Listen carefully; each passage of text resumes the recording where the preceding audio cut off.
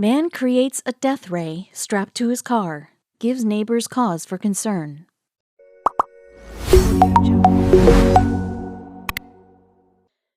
Dogs barking, loud parties, naked sunbathing in your backyard. You just can't win with some neighbors, but at least these minor annoyances wouldn't cause you to fear for your life. When one man got the idea to strap a giant death ray to his car and began firing it around his neighborhood, you can bet noise complaints were the last thing on his neighbors' minds.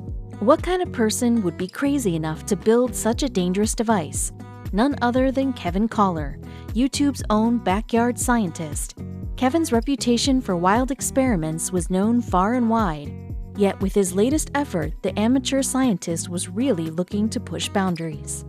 He started by reaching out to the aerospace company Northrop Grumman in search of a high-quality laser. Unfortunately, the representative on the phone told him the model he was looking for was only available to the military or US government. And so Kevin had to get creative.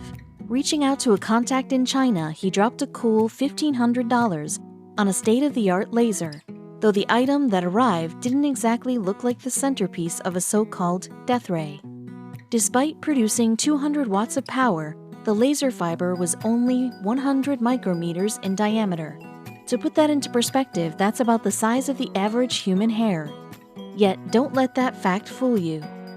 The beam produced by this laser was both incredibly powerful and invisible.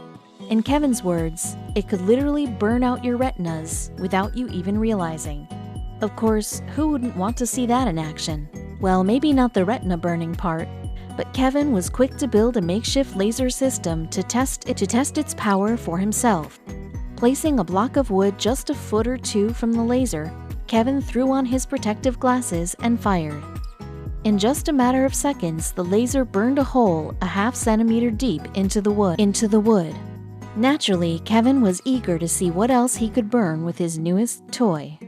A rock became his next victim, and just like the wood, the laser burned through it like scissors through paper. But if this tiny laser could do so much damage to rock and wood, imagine what it could do to metal. Well, Kevin didn't have to imagine it, as he then used the beam to melt a zinc penny or heat a copper one until it was red hot. Yet zapping a few household items was a waste of the laser's potential. Kevin knew he needed to think bigger. That's why he decided to convert an old RV satellite mount and remote control into a fully functioning laser aim. This, however, was nothing compared to what Kevin did to the laser itself. Using a variety of telescopic reflectors, voltage converters, and other technical doodads, Kevin created a laser enclosure to focus and strengthen the beam. Now the real fun would begin. In light of the global COVID-19 pandemic, Kevin decided his first target would be the Corona, a bottle of Corona beer to be exact. With just a quick blast from the laser, the bottle was blown to smithereens. Next up was a laser sandwich, which was just a piece of ham and a slice of marble rye stapled to some plywood. The bread got a quick, precise toast from the laser, though unexpectedly, the ham was so translucent that the beam instead burnt the wood behind it. Even the Queen of England herself stopped by for a quick haircut courtesy of Kevin's laser. Unfortunately, it looks like he took a little too much off the top for old Liz's liking. Brits, you may want to look away now. Kevin finished off his test by blasting a lighter, which turned into a literal flamethrower as the liquid fluid within ignited. The experiment had proven a fun one, yet what's cooler than firing a laser during the day? Why, firing one at night.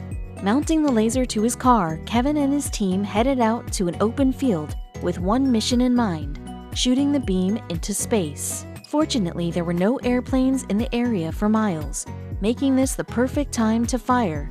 With an infrared camera at the ready in order to make the beam visible, Kevin primed the laser and fired. Boom! The laser was massive and as bright as could be. But before the beam could ignite the nearby trees, Kevin tilted it up into the night sky. The beam seemed to go on forever, stretching miles into the air like a gigantic spotlight. Kevin pointed it at everything from stars to distant planets. Even the moon got a taste of the powerful laser. In the end, Kevin was really just out to show how the laser works and prove how cool they could be. Sure, building a homemade death ray was a pretty dangerous stunt, though it was nothing compared to the antics of another well-known daredevil.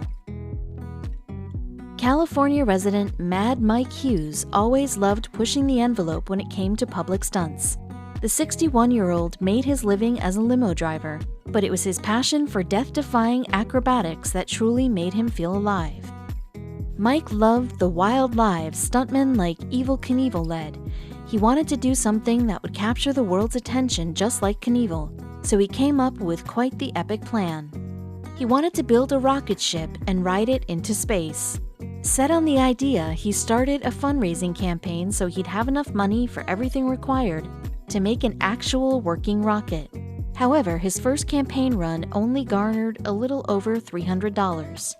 But pretty soon, more and more people learned about his seemingly impossible endeavor, and donations started pouring in, especially from celebrities who wanted to take part in this crazy goal. Mike raked in nearly $8,000 once his idea gained traction. He finally had the money needed to build a, hopefully, working rocket. But his quest for greatness didn't come without speed bumps. Although Mike claimed the Bureau of Land Management gave him verbal permission to perform this rocket launch, so long as the Federal Aviation Administration agreed, the BLM said no such conversation took place. So Mike moved the whole operation to a privately owned area of the Mojave Desert, where law enforcement couldn't put a halt to anything.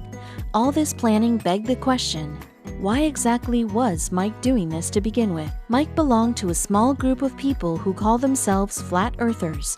He figured if he could get into space, he'd be able to prove the Earth was, in fact, a flat disk. Sounds pretty odd, right? Well, flat Earth theorists like Mike believe the Arctic Circle is the center point of the massive planetary disk we all live on. Surrounding the edges of the disk is a 150-foot ice wall that keeps the waters in place. What about gravity? You're probably thinking. Well, these free thinkers are sure gravity is all an elaborate illusion. According to them, this Earth disk we live on accelerates upwards at 32 feet per second, which keeps us all grounded. With a launch plan in place and some funds raised, the self-taught rocket scientist built a vehicle that, surprisingly, looked like it had the moxie to actually reach some pretty serious heights.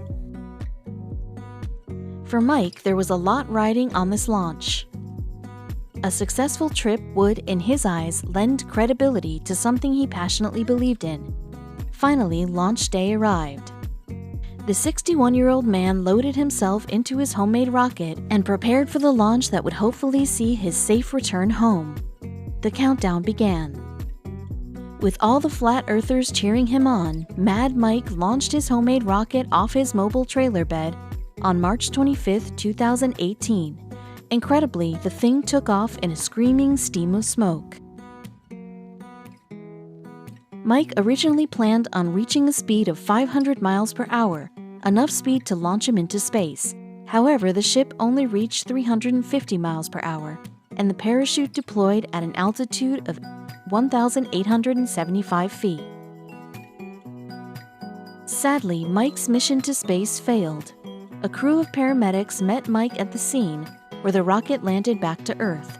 They carefully helped him out, making sure his fragile body wasn't battered and bruised. Even though Mike claimed all he felt was some minor back pain, he was taken to a hospital to make sure nothing serious took place while he was airborne.